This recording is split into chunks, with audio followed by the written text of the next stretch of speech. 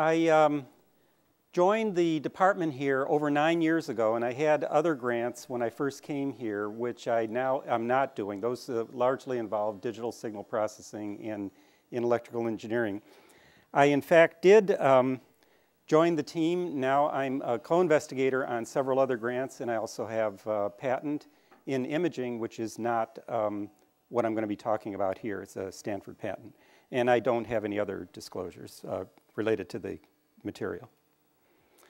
What I'm going to be doing is talking about high-frequency hearing and how this affects actual people, how we measure high-frequency hearing, which we're not doing very well now, and then integrate all of these results to advance several things. It's this integrated approach with all of these other projects that have been mentioned earlier related to high frequencies. One of them is understanding middle ear function. So the things that Sunil just talked about in the cadaver models, we're now taking into the human in vivo models. The next is diagnostic measures. We don't measure high frequency hearing very well at all in humans or small mammals. And so I'm working on those factors to get better data. And then some of the information can be used for developing new devices, and I want to talk about that. So we've put up audiograms here before, and they're the standard clinical audiogram. I just want to point out some things. The scale is upside down. The loud sounds are down here, and the soft ones are up at the top. And the frequency region that we cover is only up to about 8,000 hertz in the clinical realm, when in fact humans hear up to 20,000 hertz. So we put the threshold values on the audiogram form. In this case, the red is for the right ear and the blue is for the left ear. And we have the normal range up at the top of the graph up to about 25 dB on this scale. So if we now go to the CDC, Centers for Disease Control, and eliminate all of the typical pathology and only look at age-related hearing loss because you can't escape that pathology, and look at the data that they've collected in 1974, 35 years ago, and look at the results on average epidemiologically as a function of age. So these are the decades of age, the 20s, 30s, 40s, 50s, and 60s. They only went out to 4,000 hertz 35 years ago. They repeated the study again in 2004, 30 years later, and basically got the same results for the same decades of age. And here are the two results on top of each other. So for what we know now, up to 4,000 hertz, there's been no change in the population hearing related to age for 30 years. Now, if we put the spectrum of speech at a normal conversational level on this same graph, properly graphed rather than anecdotally drawn like you see in most places, we have the speech spectrum there labeled by that purple gradation. And the first thing that becomes obvious is that the average 50-year-old has a chunk of the speech spectrum below threshold, that is above the 50s line on this graph. They're missing some normal conversational speech. 60-year-olds are missing even a bigger chunk of speech. So just the aging factor alone, on average, you're going to start missing some of normal conversational speech. More recent studies have shown that the original speech computations that went out to about 6,000 hertz were actually incorrect. They go out higher, up to 10,000 hertz. So if we add that speech spectrum in, which is not part of the standard, but it's probably going to be in the next one, we see even a bigger piece of the speech spectrum that's below threshold of the average 50-year-old, the average 60-year-old, and even a 40-year-old has a little part missing. So that's not the whole story. Clinically, this is only a loss of hearing sensitivity, but a more common complaint is a loss of ability to hear speech in noisy situations, meaning that the speech signal has to be louder than the noise in order to retain the same function. There's also a big difference in the type of noise. If the noise is a refrigerator noise compared to group of people talking you don't want to listen to. And high frequencies play a very significant role in that ability. And that's lost with some of these early onset hearing losses. A second thing is a loss of spatial hearing, our sense of omnidirectional hearing, and localizing where speech is coming from or other signals, the location of where they are. And high frequencies play a very significant role there in our ability for that dimension as well. So the onset of hearing loss has several factors that need to be considered. The graded area here is the frequency region of a typical cell phone. And you can see that it only goes from about 300 hertz up to about 3,000 hertz. And it's constructed that way on purpose for efficiency standards. But you can see that the average person is missing some low frequencies and a substantial portion of the high frequencies from a cell phone, which is why cell phones are hard to communicate with, separate from the lousy wireless connection that you might have on top of it. So we do the best hearing aids in the world, as do other places, and we try very hard to maximize the frequency region. And the best we can do is really up to about 4,000 hertz for a conventional hearing aid.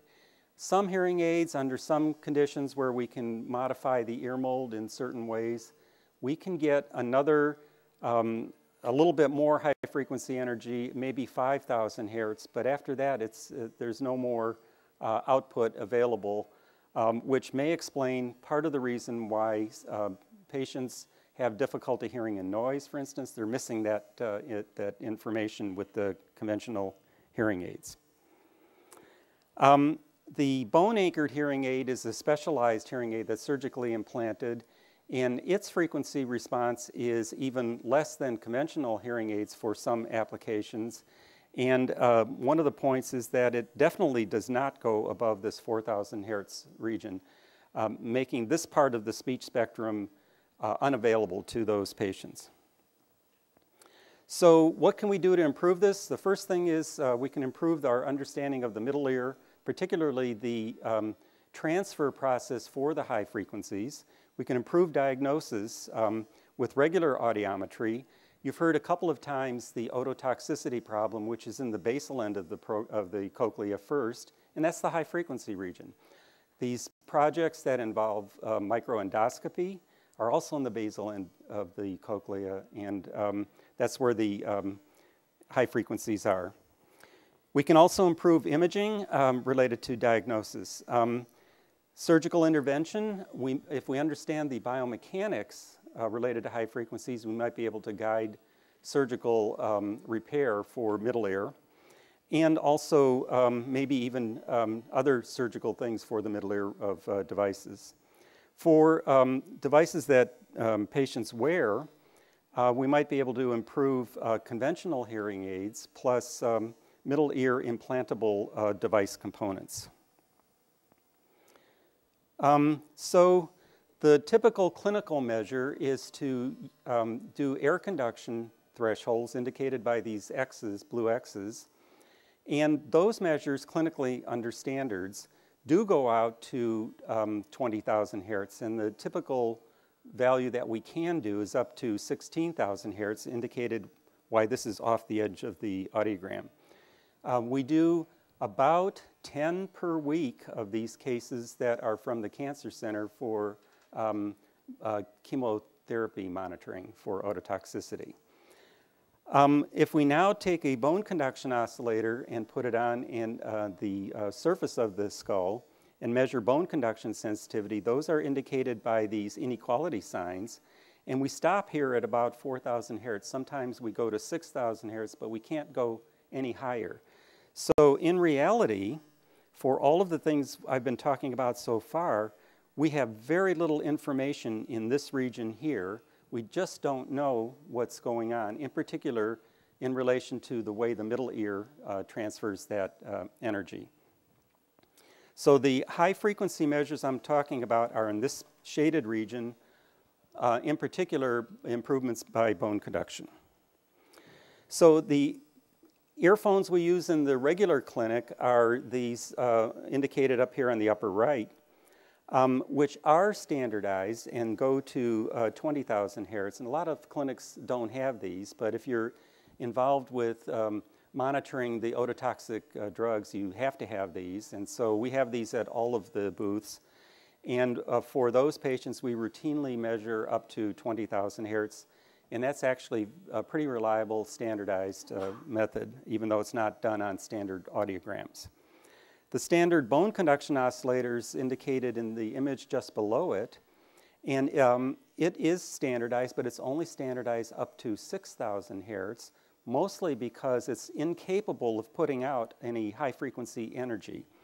One of the reasons for that is that all of the transducers that are doing bone conduction now in any commercial setting, including hearing aids or the Bahas, are what's called electrodynamic technology. It's basically a big bar with a coil around it that has to move that bar, and because the bar has mass to it, its frequency response falls off the higher you go in frequency. So as you move it, you can move it easily in the lower or mid frequencies, but you can't move it as easily in the high frequencies. If we go to a flat plate transducer, like a piezoelectric transducer or a magnetostrictive transducer, it deforms rather than moves a big bar. So when it's activated, it's a much less mass, and we can get up to much higher frequencies with that. So we started a project with a commercially available magnetostrictive bone conduction oscillator. Basically, it's an iPod transducer replacement that's bone conduction that's sold by the TIAC company, and it's actually not available anymore. But it's a magnetostrictive bone conduction transducer that's similar in size to the conventional clinical electrodynamic transducer, and it has very good high-frequency output. So we initially developed a calibration system. You can't calibrate these any other way. There's nothing standardized. And we took a mannequin with a hollow head. It was a graduate student. And put the transducer on one ear on top of synthetic skin and took a laser Doppler vibrometer and measured it through the skull at the surface of the other side of that skin, and were able to measure velocity and under somewhat realistic conditions to calibrate it.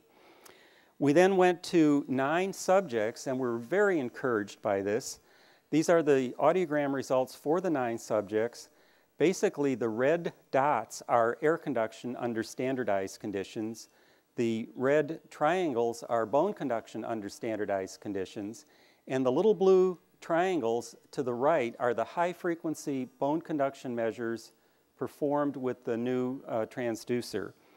And the take-home message here is that all of these dots should fall on top of each other, and they all do a very good job, including the new high-frequency ones of these blue ones being very close to what the actual air conduction measures were in normal ears, as well as some ears with unusual hearing losses. Look how this follows here. Some with fairly significant high-frequency losses, and it followed well here. It follows well here, here, here, here, and here. So we published this and moved on to the next phase of using the new bone conduction transducer to measure all frequencies across the whole region. So we next have 7 patients in a, what happened to my, yes, 7 patients in a row where the air conduction and conventional bone conduction and new bone conduction are for every patient all the way across the frequency region. So the new transducer is in the middle here, indicated by the squares that are for the new transducer for all frequencies. This one looked a little funny. And remember, we're concentrating only in this region here on the high frequency side. And we started running into trouble. This misses by a huge amount. This is actually almost a some dB difference between what it should be and what we got. This is another one, and you can see that the low frequencies, mid frequencies, up to the high frequencies are good. In the high frequencies, there's something aberrant going on, which was different from our first experiments. This is way off. It's pretty good up to, in this case, 8 kilohertz. Above that, it doesn't do well. It's off everywhere, but it's particularly off around 9 kilohertz. Here's another subject, and this is better matching, but there's still something off with the magnetostrictive transducer in the high frequency region around 9 kilohertz. And this one is way off. We're getting way too much output on this transducer than we expected, indicating that the technology of the transducer is very good at producing high frequencies. And that's the last subject. So we now needed to calibrate this again, and we went back to the lab, this time with again with the laser Doppler vibrometer. And in this case, it's a 3D laser Doppler vibrometer. We didn't use the 3D function. Mounted the new transducer in a stand and used the laser to measure the inside surface of that bone conduction transducer and measured the velocity of it. This is a close-up showing the transducer and the laser hitting the backside of the synthetic skin. So this is the velocity as a function of frequency for a 1,000 hertz signal, and it's got its harmonics, and we're seeing some resonance in the 9,000 hertz region, and we see it again here, so we're dealing with that now. The final part of the project is to correlate imaging of the middle ear in relation to these high frequency signals. So this is an in-office micro CT scanner, cone beam, in our department, and it does produce the DICOM format, so we can take the images and do the 3D reconstructions. 18-second scan time, and it's 1/8 the radiation of a conventional CT. It images in a cylinder, 40 millimeters by 30 millimeters with 0.125 size of the voxels. And this is just a quick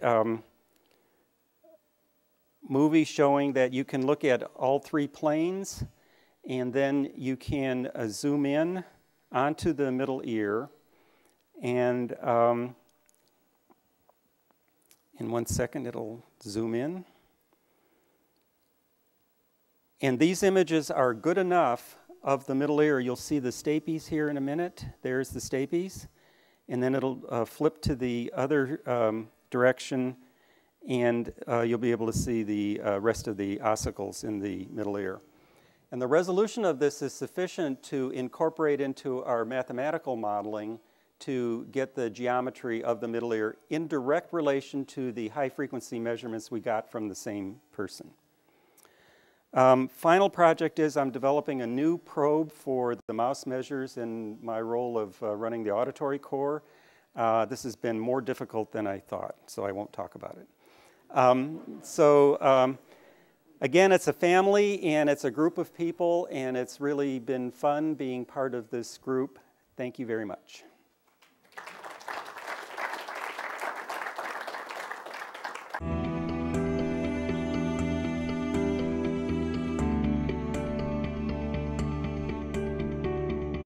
The preceding program is copyrighted by the Board of Trustees of the Leland Stanford Junior University. Please visit us at med.stanford.edu.